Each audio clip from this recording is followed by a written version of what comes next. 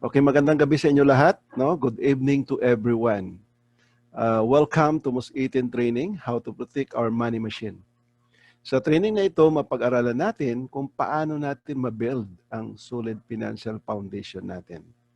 Ano ba talaga ang purpose ng life insurance? Magkano ba talaga ang insurance na kailangan natin? At marami pang iba. Kaya kailangan samahan niyo ako hanggang matapos ang training na ito. Ilan tayo rito? Ilan nga tayo? Check na natin ba? 5 tayo rito, no? Hindi po. 50 tayo. 50 tayo.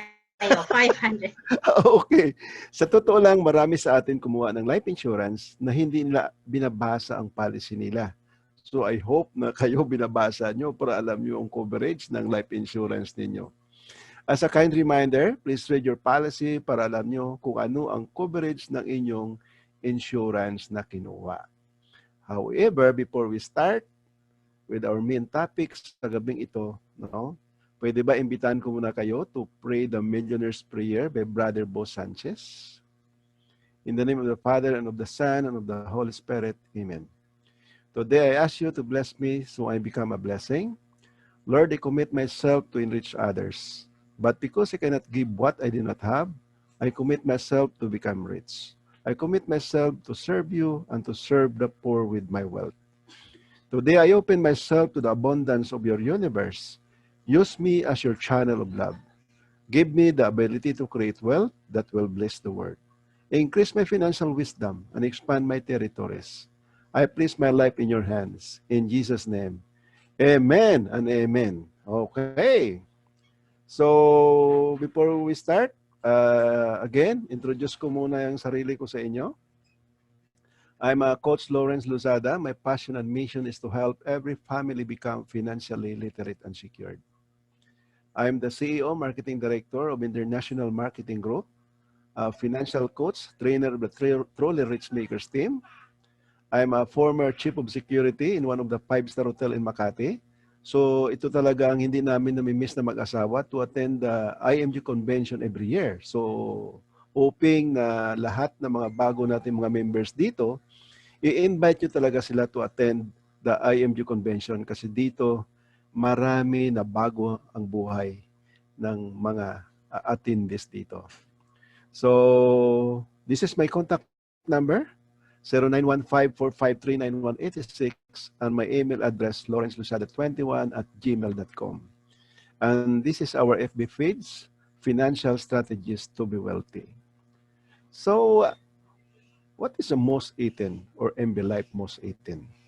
Isa siya sa mga top membership benefits ng IMG. Alam niyo ba kung sino yung ambassador natin dito, brand ambassador ng IMG, ng Manila Bankers Life Most 18 is no other than Boy Abunda. Sabi nga niya, decide wisely because your future depends on it. Okay? So, dapat no magtiwala tayo. Si Boy Abunda nga nagtitiwala sa Most 18.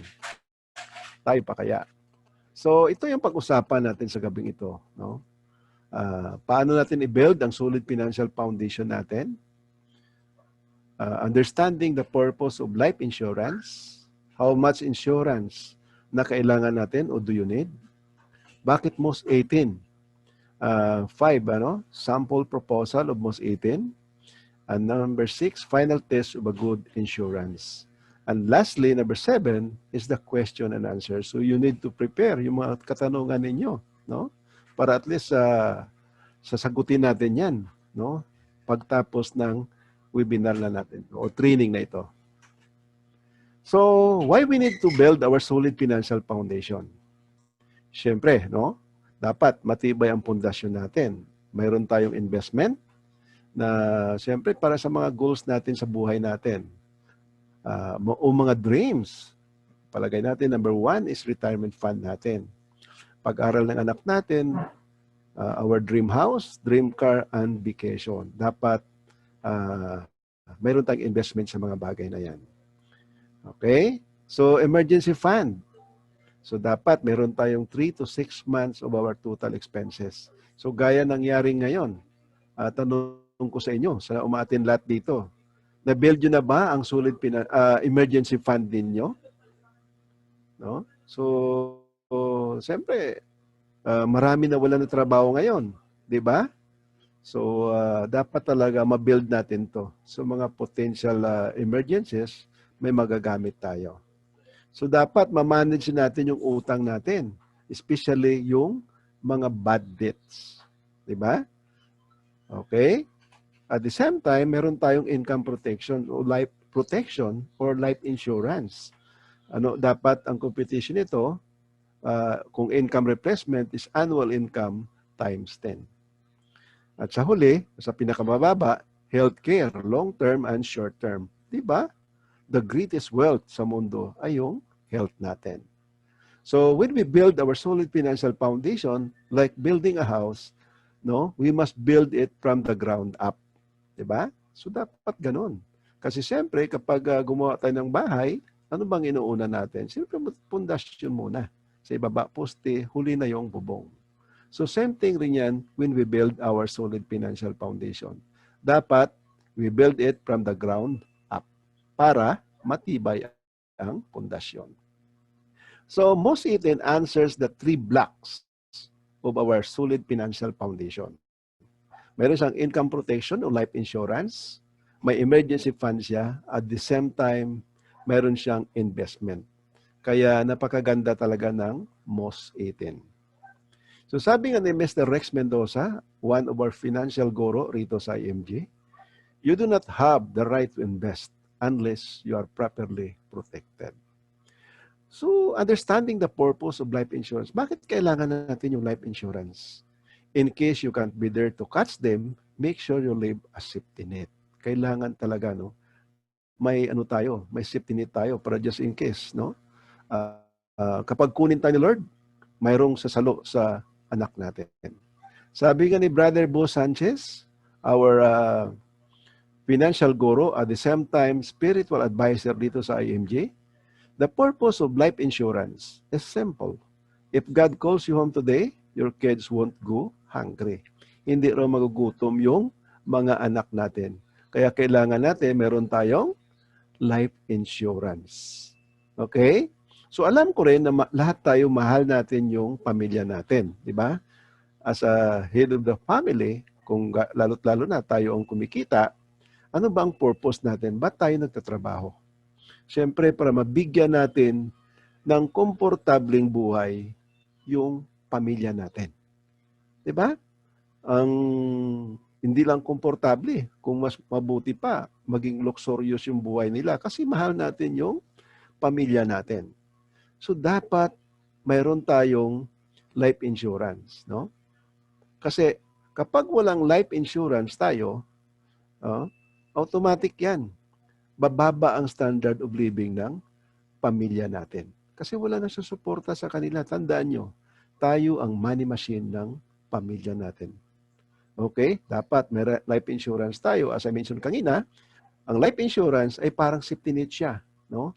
O parang buffer siya na hindi talaga bababa ang standard of living ng pamilya natin. Nandun pa rin sila sa komportableng buhay.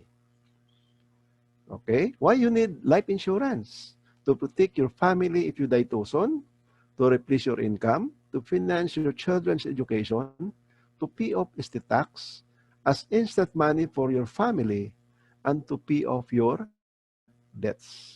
So, kung mahal mo yung pamilya mo, get yourself an insurance. Kailangan protektado ka. Okay? Para hindi bababa ang standard of living ng pamilya mo. So, packs of life insurance. There are many types of life insurance. The cost goes up every year because the risk of dying is higher as you get older.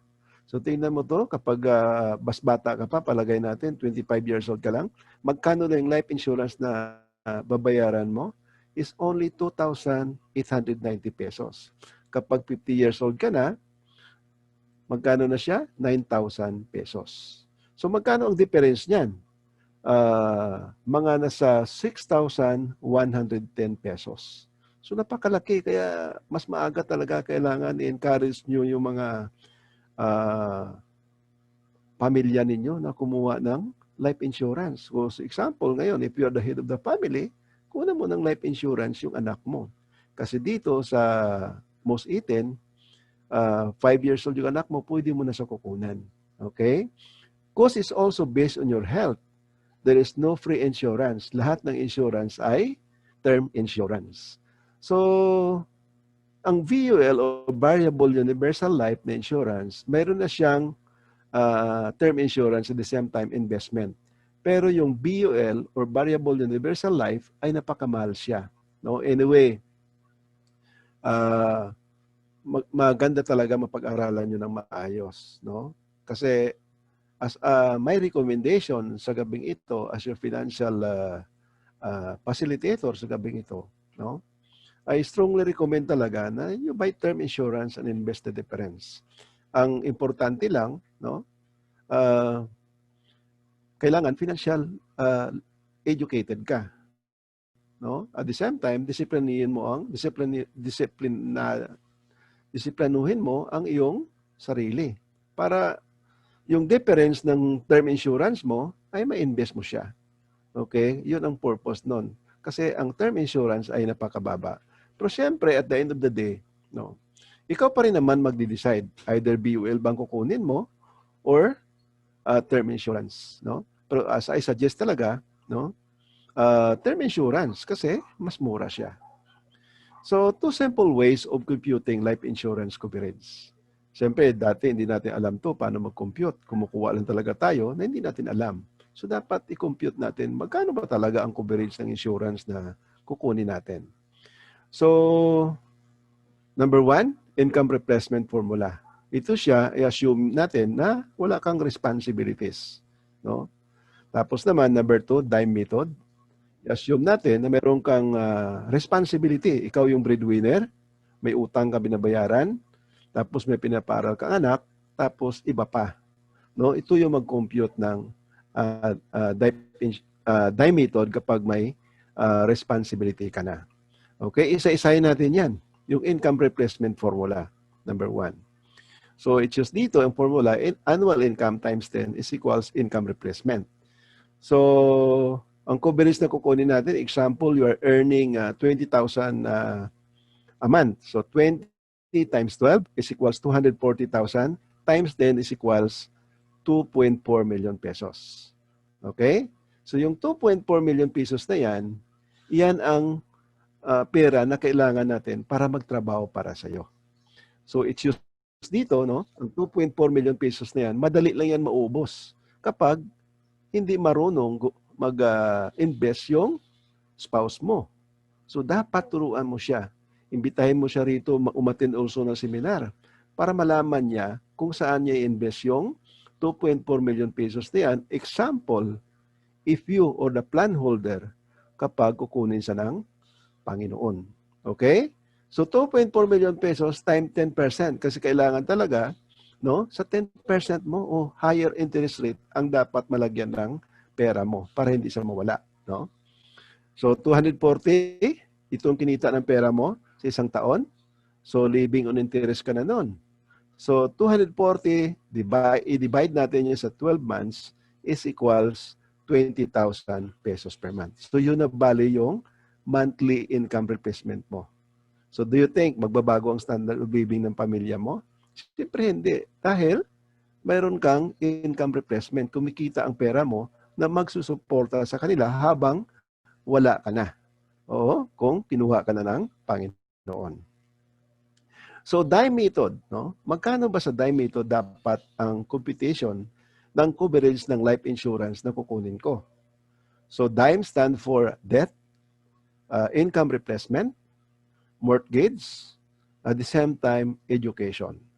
So, magkano ang utang mo? Assuming na meron kang 200,000 pesos na utang.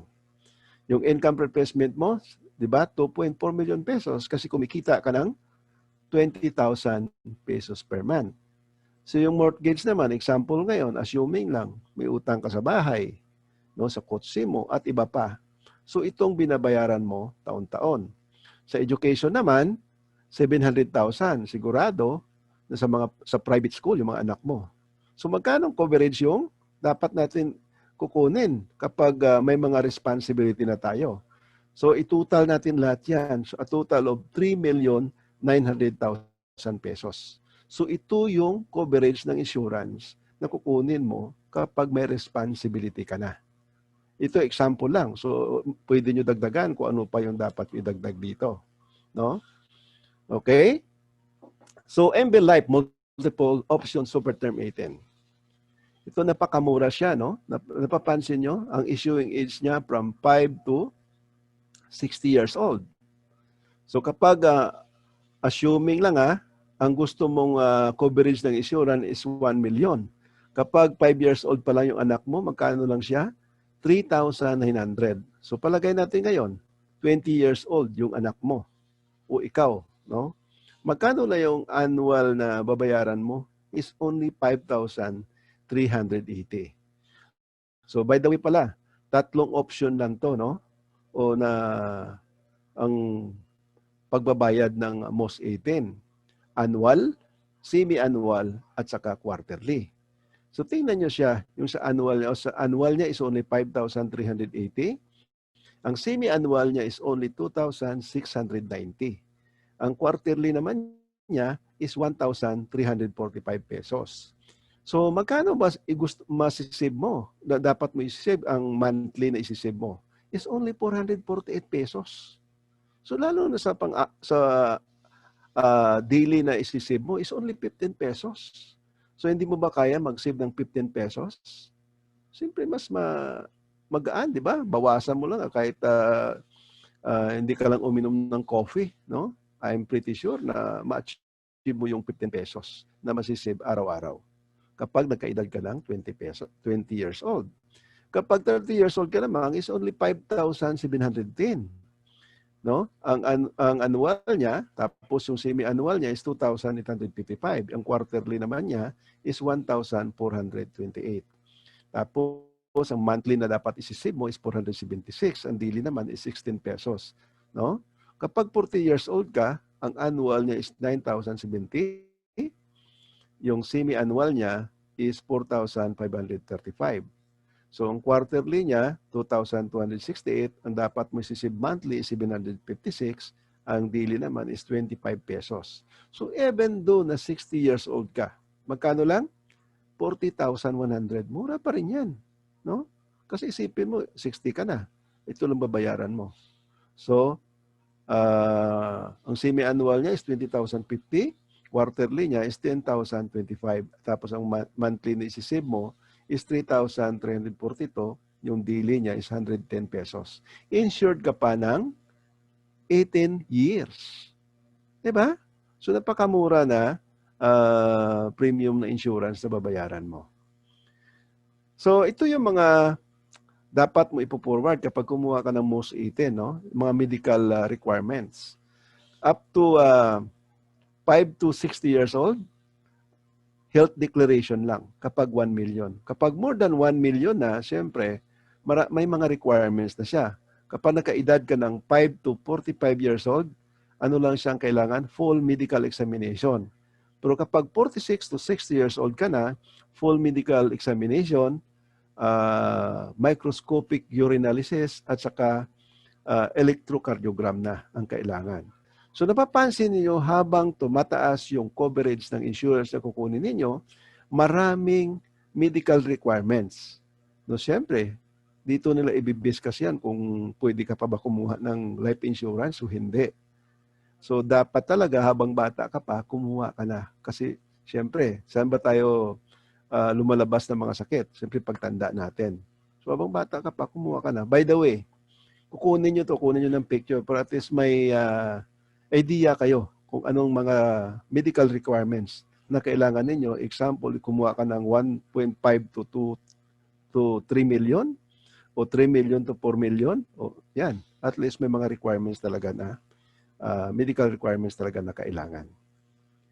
So, what is Manila Bankers Life MOS 18? No? The BTI dissolution. Ibig sabihin, buy term and invest the difference solution siya. Kaya, napakaganda siya, no? First in the Philippines yan, ang ginagawa nito ng MOS 18.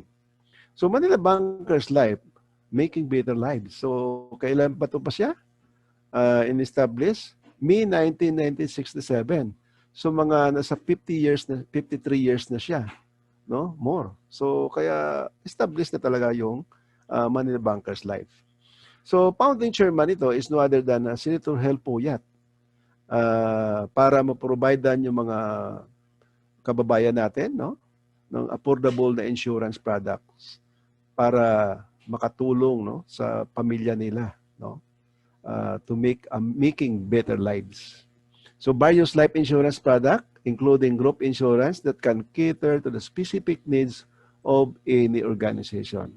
So as I mentioned kanina, provider of the most innovative BTID product in the market today, yung MOS 18. So multiple option super term 18, kaya sinasabi siyang MOS 18. So ito siya, multiple option super term 18. Kasi 18 years mo siyang babayaran. Okay? 18-year label term siya. So ibig sabihin nito, sa first year na binabayaran mo, palagay natin is 5,710. So hanggang 18 years, yun ang babayaran mo. Hindi magbabago yung premium na binabayaran mo. Issuing age nito, 5 to 60 years old. Convertible to permanent insurance. Affordable insurance siya kasi napakamura. Ang 50% lower than endowment, high coverage pa siya. Label coverage rest, cash value, savings, investment is added to coverage. So anyway, explain natin yan sa inyo mamaya. So ito yung epekto ng negative to rate of return.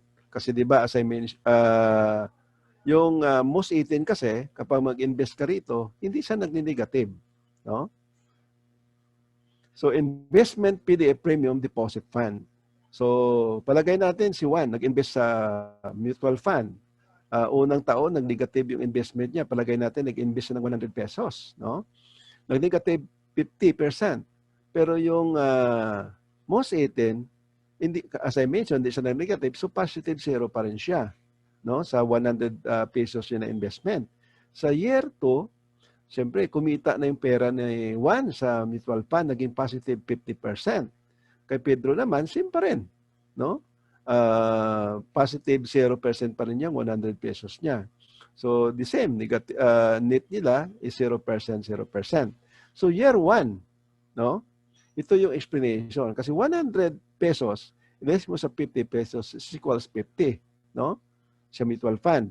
Sa year 2, 50 pesos plus 25 kasi 50% yung kinita niya sa pangalawang taon. So 50 times 50% is equals 25, di ba? So 50 plus 25 is equals 75. So net na kinita ni Juan sa mutual fund niya is 75 pesos. Kay Pedro naman, kasi hindi ka nag-negative yung MOS 18, positive zero, same thing pa rin siya, no? 100, 100. So 100 net yung pera pa rin niya. Break even lang si Pedro sa MOS 18. So, it shows dito that a negative 50%, no? Magkano requirement niya para maging 100% siya, no? 50%. 100% requires na para mag-break even yung investment mo na 100. Napapansin nyo? Magkano ang requirement niya? 100% para ma-break even yung investment ni Juan. So, kaya napakalaki talaga ang advantage kapag mag-invest ka sa mutual fund, yung PDF mo, Premium Deposit Fund. So, Manila Bankers Life, no? Yung PDF niya, ito siya. Very competitive rate of return. As I mentioned, guaranteed growth greater than 0%. Ang PDF niya has a higher growth with guaranteed positive return. Withdrawable siya o pwede mo siya, may loan advantage din siya. Pwede ka mag-withdraw ng partial or full withdrawal anytime without penalty. Yung emergency fund advantage niya, cash value even on 1 year. Kung magkano in-invest mo sa PDF mo, pwede mo siya i-withdraw sa 1 taon pa lang. No? Or in case of emergency. Flexible need, serve to your future requirement such as retirement. Kapag mag-invest ka sa premium deposit fund mo sa MOS 18, pwede mo sa magamit sa retirement mo, sa education ng mga anak mo, pang travel, same time, pag mag-save ka ng pera mo, no? Pwede ka mag-invest sa MOS 18, kaya napakaganda siya. Ang maximum na deposit mo rito, o pwede mo isi-save, o pwede mo i-invest, no, sa MOS 18, yung fixed amount niya. Example ngayon, anong ibig nun? Example, yung coverage ng insurance kinuha mo is 1 million. Hanggang doon lang yung maximum na mai-deposit mo. Hindi sa pwedeng tumaas. Pwede sa bumaba, no? Palagay natin 900,000, pwede ka mag-deposit doon. Pero kapag more than 1 million, hindi na pwede. No, yun ang ano ng MOS 18. Yung PDF payable to beneficiaries on death, ibig sabihin nito, example ngayon, yung plan holder, no? Namatay o kinuha na ng Panginoon. Yung PDF noon, yung deposit noon, no? Yun ay makukuha ng beneficiaries niya. Example naman, pag dumating na, nag-mature na, 18 years na siya, no? 18 years ang coverage niya, yung PDF niya, pwede rin kukunin ng plan holder. Okay, MOS 18 address the various financial needs, retirement, pension, education, travels, at saka savings. MOS 18 issuing age is from 5 to 60 years old only. Insure yourself, no, and your whole family. So, ibig sabihin, mas madali mo siya makunan yung mga anak mo at sa buong pamilya mo kasi napakamura ng MOS 18. So, ito yung mga case studies. Example ngayon, nagkaedad ka ng 30 years old, 12%. Assume growth niya, 12%. So, number one, example, ang case study natin is income replacement. So, magkano ba yung kapag kumikita ka ng 20,000 per month? No? So, income replacement is equals 20,000 times 12 times 10 years is equals 2.4 million pesos. So, ito yung coverage na kukunin mo kasi income replacement yung pag-aralan natin. So, magkano supposed to be invest mo? 20% ng monthly nun. Magkano? So, 4,000, di ba? So, 4,000, i-divide natin sa 12 yan. Dapat ma-save mo sa isang taon is 48,000 pesos. Okay? So, palagay natin, si Juan, umidad ng 30 years old. Magkano coverage? 2.4 million pesos. So, unang taon, magkano nilagay niya sa PDF niya? Is 48,000 pesos. So, ang premium nito, no, is 14,204 kasi edad ni Juan is 30 years old. Maliwanag. So, yung annual premium niya is 13,704. Bakit nag-14,004 siya? Dahil may policy siya na 500 pesos. So, one time lang yan. Unang taon lang yan. So, susunod na mga taon, wala ng policy fee. Okay? So, 48,000 less 14,204 sa unang taon is 33,796. Okay? Kumikita yung pera mo, napapansin mo. Anyway, explain ko yan maya-maya para at least lalo nyo maintindihan. So, palagay natin, pagdating ng 18 years, magkano yung annual contribution ni Juan na nilagay dito? No? Is for 864,000. So, magkano binayaran niya sa premium niya sa MOS 18 is 247,172. Kumita ba si Juan sa 18 years niya pag-invest? So, magkano ang investment niya? 864,000. Pero tingnan mo yung PDF ni Juan.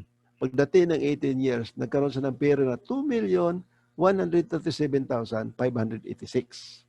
Yung death benefit niya, kasi 2.4 million lang yan, kasi plan 2.4 siya, no? So, idagdag natin niya. Example ngayon, si Juan, kinuha ni Lord. Magkano makuha ng beneficiary niya in 18 years? 4,537,586. Maliwanag. So, nakikita niya, at the end of 18 years, kung buhay ka pa na plan holder, ito yung makukuha mo. 2,137,586. So, palagay natin, 47 years old ka. Malakas ka pa, di ba? Tinuloy-tuloy mo lang siya. Pagdating mo ng 48 years old, no? Magkano na yung pera mo? 2,707,032. Ito na yung sa fund mo. So palagay natin, pag edad mo ng 48, kinuha yung si Juan ng Panginoon. Magkano makuha ng beneficiary niya? Is 5,187,032. So renew lang siya, di ba? Ni-renew lang niya. So napapansin nyo rin, habang tumataas ang edad mo, lalong lumalaki yung premium mo. Pero the same thing, basta continuous ka lang, talagang kikita yung pera mo. Di ba? So, pag edad ni Juan ng 49 years old, so meron sa makukuha na 2.4 million coverage ng yung insurance niya. Tapos, 37,200 annual premium niya. Okay? So sa ngayon, pag edad ni Juan ng 48 years old, 60 years old, nag-stop na siya ng contribution niya na 48,000 every year. Okay? So napapansin niyo ba may withdrawal pa si Juan, no? Na kulang-kulang 1 milyon noong 61 years old siya hanggang mag-64 siya, no? Napakalaki pa yung withdrawal ni Juan. Okay? So napapansin niyo rin ba, no? Magkano yung PDF ni Juan pagdating ng edad niya na 64? Mayroon siyang 11,716,644. So palagay natin, pag edad ni Juan ng 64 years old, kinuha siya ng Panginoon, ito ngayon yung makukuha ng beneficiary niya. No? Nakukuha nyo? So palagay natin, ano pa? Umaba ang buhay ni Juan. Ito, no? Get pension of 80,000 per month or equals 960,000 a year, yearly. No? At the end, he will receive 11,716,644. So, paano dumating dito yung amount na yan? So, itong explanation. Assuming yung growth ng pera ng investment mo is 12%. Okay?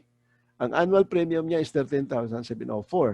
So, edad ni Juan is 30 years old. Annual na contribution niya kasi income replacement, di ba? So, 20% to, 48,000. So, ang premium niya is 14,204. As I mentioned, mayroong policy fee na 500. Yung 48,000 less natin sa 14,204 is equals 33,796. Okay? 33,796 times 12%. No? Yung assumed growth lang yan. So, by the way, hindi naman lahat yearly na 12%. Baka darating 6%, 4%, no?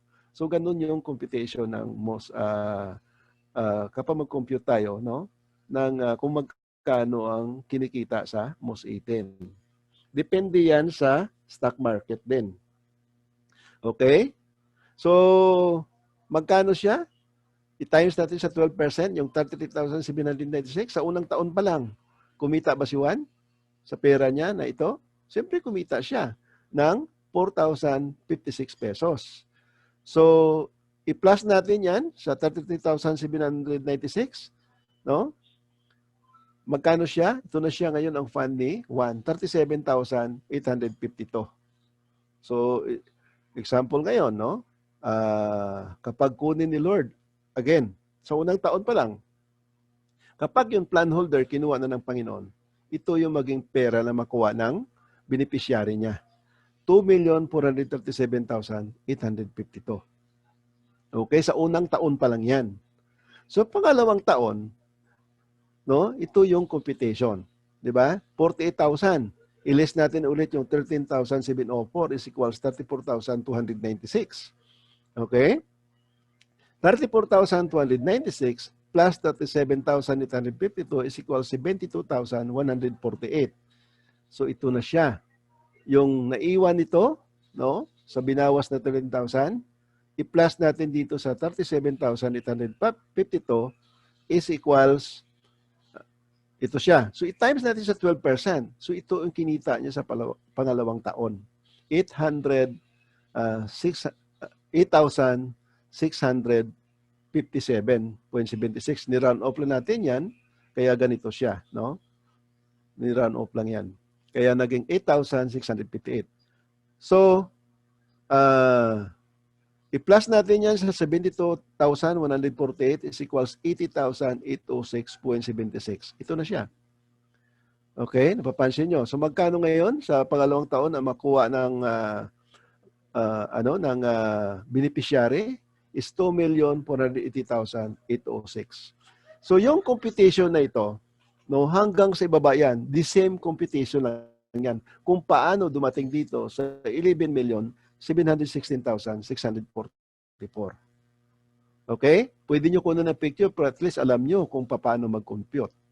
Okay? So sa ngayon, no? Palagay natin 1 million example, no? So ang premium flexibility, napapansin nyo ba? Same age, si Juan, 30 years old sa unang taon. Magkano nilagay niya una? 44,210. Sa pangalawang taon, 30,000. Sa tatlong taon, wala sang nilagay. Sa pang-apat na taon, 200,000. Sa 5 and 6, wala sang nilagay. 7 and 8, meron sang nilagay sa pitong taon, 30,000. Sa pang-walong taon, 10,000. Sa 11 taon, 50,000. So magkano na yung total na contribution ni Juan dito? O ni Sib niya is 184,210. Okay? So explain natin yan sa inyo kung paano sa kumita, no? Yung withdrawal pa siya. O napapansin niyo may withdrawal siya, 20,000, 10,000, 30,000, 20,000, and 20,000 nung 17th year. So magkano total withdrawal niya is 100,000 pesos. So yung premium niya, 103,280. So magkano lang ano niya? So supposedly, no, maliit lang kung isisave natin sa bangko, maliit lang 'yan. So kapag nasa most 18, napakalaki. So ang competition niya, si 30 years old. So 44,000 yung nilagay niya sa unang taon. So i-list natin yung 6,210 kasi palisipi na 500.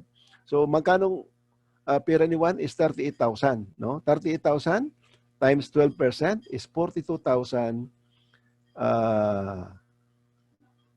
Ito na siya, no? 42,560. So dagdag lang natin dito, 1,042,560. So sa pangalawang taon, okay? So naglagay si Juan ng 30,000. Okay, 30,000, less natin yung 5,710 is equals 24,290. 24,290 plus 42,560 is equals 66,850. So, times natin sa 12%, ang kinita is 8,022. Okay? So, 8,022 plus 66,850 is equals 74,872. Sidagdag natin ulit yan sa pangalawang taon, maging 1,074,872. So, ganun lang sa mag-compute, no? Kasi kung i-compute natin yan, sigurado, abutin tayo ng 2 o 3 oras dito. So, educational plan naman, palagay natin, no? Assuming na si Juan, sa edad siya na 30 years old, nilagay niya una, continuous yan, 60,000. 5 years siya naglagay ng 60,000 every year. So, ibawas natin ulit to, 6,210 sa 60,000. So, napansin niyo sa PDF niya, 53,790 times 12 is equal 60,245. Okay? So, ito na siya. So, dagdag natin ulit yan dito sa death benefit. So, maging 1,060,245. So, sa pangalawang taon, no, same thing pa rin. I-times na natin yan. No, 60,000 less 5,710 is equals 54,290. 54,290 plus 60,245 is equals 114,535. I-times natin sa 12%, 128,279. Idagdag lang natin ulit yan sa death benefit kasi plan 1 million siya. So, 1,128,279. So, napapansin nyo rin, mag-withdrawal pa siya on the 15th year. Sigurado, kasi educational plan yan. No? Sigurado, nag-aral na yung anak niya, kaya nag-withdraw siya ng 100,000. Tapos, sa pangalawang taon, nung 16th year, nag-withdraw siya ulit ng 115,000. On the 17th year, nag-withdraw siya ng 132,250. Sa 18th year, 152,088. So, magkano lang yung nilagay ni Juan na pera? 300,000. No? So, magkano premium niya? 103,280. Pero napapansin nyo, no? Kumita pa rin si Juan pagdating ng 18th year. Magkano pang pera niya na iwan? Aside sa withdrawal niya? 847,298. Okay. So, kapag si Juan kinuha ni Lord noong 18th year, ito yung ma-receive ng beneficiary niya. 1,847,298. Okay, so retirement plan. So napapansin nyo, isang business lang siya naglagay. No? 847,298. Unang taon pa lang naglagay na siya kasi retirement. Hindi na siya naglagay lahat-lahat nun. So 48 years old. So magkano ang premium sa 48 years old? 15,500. So ba't 16,000? Kasi may policy fee na 500. So sa unang taon, no? 831,298 times 12%, ito yung pera ni Juan. 931,053.86. Okay? So, total benefit kasi plan 1 million, 1,931,054 kapag kinuha ni Lord si Juan. Okay? Yun sa unang taon pa lang. So, sa pangalawang taon, no? Kasi hindi na naglagay si Juan ng pera niya. So, dito kaya hindi naglalapse yung policy. Napapansin nyo? Saan kinukuha yung 15,500? Dito sa 931,053.88. Dito na yan kinukuha. Taon-taon yan. Kaya hindi naglapse yung policy ni Juan. Okay? So, napapansin nyo rin, no? Nung 61 years old si Juan, kasi retirement niyan. Sigurado, nag-withdraw na si Juan ng pera. So, magkano kinukuha niya? 300,000 hanggang nag-65 years old siya. No? 1,500,000 ang na-withdraw ni Juan sa pera niya. So, o sa investment niya. So, magkano lang invest niya is only 47,298. Isang business lang. Pero napapansin nyo, magkano pa rin ang makukuha ni Juan just in case na pagdating ng 18 years, no? Kinuha niya yung pera niya, ito pa yung makuha ni Juan, 3,409,477. So guys, no, ang masabi ko sa inyo, kapag if you have enough money, no, mag-invest ka sa most 18 o palagay natin may 1 million ka o ito, 847,000, i-invest mo siya. So pagdating ng panahon, no, talagang mayroon kang enough na pera para sa iyo, no? Living on us ka na, oh, 'di ba? Sigurado kapag mayroon ka nito, hindi ka na pasa-pasa ng anak mo. Sigurado pag-agawan kanila. Okay? Pwede niyo ko na ng picture para at least may idea kayo. So palagay natin ngayon, single pay term for 30 years old. So magkano nilagay niya? 1 million. Okay? 1 million. So napapansin niyo pagdating ng 18 years, magkano ang pan niya? No? Ang PDF niya, 7,329,590. So plan 1 million, kapag si Juan kinuha ulit ni Lord, magkano makuha niya ng beneficiary is 8,329,590. Okay? Napapansin nyo? No? Napakaganda kapag mag-invest ka sa MOS 18. Okay? So same thing pa rin yung computation. Ganun pa rin siyang computation. No? Binabawas lang yan kapag hindi ka naglagay on the second year. Ibabawas lang yan sa PDF mo yung pera. So by the way, no, take note, ang quotation will be given to you with expected amount kapag gusto mong kumuha. No? Kasi gaya nung nakaraan, may umattend during the centralized training namin sa MOS 18. May tumawag sa akin. No? May nag-message na gusto niya kumuha. So, binigyan siya namin ng computation. So, possible, baka next week, mag-deposit na siya para sa investment niya rito sa MOS 18. So, how much we should pay? Magkano ba talaga ang babayaran natin kapag kumuha tayo ng MOS 18? Siyempre, depende sa edad mo. Sa palagay natin ngayon, plan 1 million. Ang edad mo is 30 years old. Annual premium mo is 5,710, no? So palagay natin yung policy fee niya na 500, initial investment mo na 6,000. Bakit meron ka initial investment na 6,000? Para sure ball na hindi mag-lapse yung policy mo. So initial payment na dapat mo ilagay is 12,210 kapag 30 years old ka. Okay? Kailangan i-monitor mo yung PDF mo, no? Para hindi mag-lapse yung ano mo, yung policy mo. So, pwede ka mag-top up, either buwan-buwan o 1,000 pesos, pwede ka mag-top up para meron kang pera sa PDF mo. No? Okay? So, ano yung mga requirements? Sign proposal, no? Manual or e-form, application form, manual or e-form, photocopy of one valid ID with 3 specimen signature, not for more than 1 million coverage, medical is required. Okay, so ito yung mga katanungan. What if I die too soon? Kapag maaga raw kukunin ni Lord yung plan holder, who will take care of my family? Ang solusyon yan, Most 810 will provide instant cash to your family if you die too soon. What if I live too long? What will I spend? So, siyempre, investment by a Most 810 sa PDF, no, is designed to be a high-yield investment over the long term for use when you live too long. Walang sakit sa ulo. What if I have an emergencies? Where will I get my cash? Ang solusyon yan, Most 810 PDF is designed to be a good depository of your emergency funds.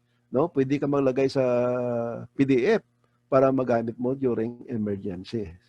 Funds in PDF are withdrawable even on the first year. Pwede mo i-withdraw yung pera mo doon sa PDF, no? So kahit sa unang taon pa lang. So what if I forget to pay? Many term insurance lapse, no? As I mentioned, excess payment to Most 810. So palagay natin, as I mentioned kanina doon, kapag income replacement, so magkano ba siya? Dapat ilagay mo is 48,000 pesos a year para at least meron ka pang pera sa PDF, no? Premium due to Most 810 are withdrawn from PDF. Okay, kaya hindi naglalaps yung ano mo, yung policy mo. Okay? So, what if the investment loses money? Itong mga malaking katanungan kapag wala raw yung bababa ang investment natin, no? Takot ako malugi, hindi ako makakatulog. Most itong pa sa guaranteed positive growth. Hindi siya nagne-negative. Siguro napansin nyo man kanina sa explanation kanina na talagang hindi nagne-negative yung Most 810. Minimal annual gain. Savings account interest rate not to be lower than the top 3 commercial bank savings rate. Kapag bumaba yung mga investment, no? Saan nila binibase yung computation? Sa top 3 commercial banks dito sa Pilipinas. No ceiling on maximum annual gain. Reasonable to expect 12%. Okay? So final taste of a good insurance, siyempre, kailangan tumutubo siya. At the same time, safe siya. Tapos may tax advantage, may protection siya. So dapat may 4 cornerstone kapag kumuha ka ng life insurance. Okay. Ito yung tanong mo una. Can it potentially grow to achieve your goal? Siyempre. Most 810 has a competitive rate of return. So, pangalawang tanong, is it safe or is it safe enough? Yes. Most 810 PDF investment greater than 0%. Okay? So, does it have a tax advantage? Yes. Most 810 insurance proceeds are tax-free. So, does it have a proper protection for your family? Yes. Most 810 provides large coverage at affordable rates. Kaya napakaganda yung Most 810. Sabi nga ng brother ko, si Boy Abunda, napapansin niyo naman siguro yung ulo nito, di ba? Sabi niya, binabati kita kaibigan. Proud ako sa iyo. Kasi iniisip mo ang kinabukasan ng iyong pamilya. At dahil mahal mo sila, ka-MD life ka. Kaibigan, ikaw na. Binabati kita kaibigan. Proud ako sa iyo. so okay na, mapaulit-ulit si Boy Abunda na talagang gusto niya talaga tayo bigyan ng lakas na loob. Ano? So by the way, to God be all the glory. It's all about love. Love yourself, love your family, and love the people around you. Love one another as I have loved you. We did it. I am pretty sure you can do it too. So, join our mission now. Be with IMG para at least marami ka pang matutunan aside from Most 810 kasi education talaga yung susi para mawala tayo sa kahirapan. So, okay guys. Thank you so much sa lahat na nandito sa 100 na umaten ngayon sa gabing ito, no? Hindi ko na i-mention yung ibang pangalan. Piliin ko na yung sa mga 8 tao nandito. Si Ma'am Belinda, thank you so much. I don't know, si Sir Galaxy o si Ma'am Galaxy, si Ma'am Ginalyn. At saka si Ma'am Juliana, Ma'am Karen, Ma'am Lily Peñalosa, si Ma'am Marilo, at saka si Sir Romer Alberba. Maraming salamat sa inyo lahat. May mga katanungan ba kayo? Thank you din, Sir Loren. Thank you din po. Thank you. Tatanong po ulit sa susunod. Okay. Maraming salamat sa lahat.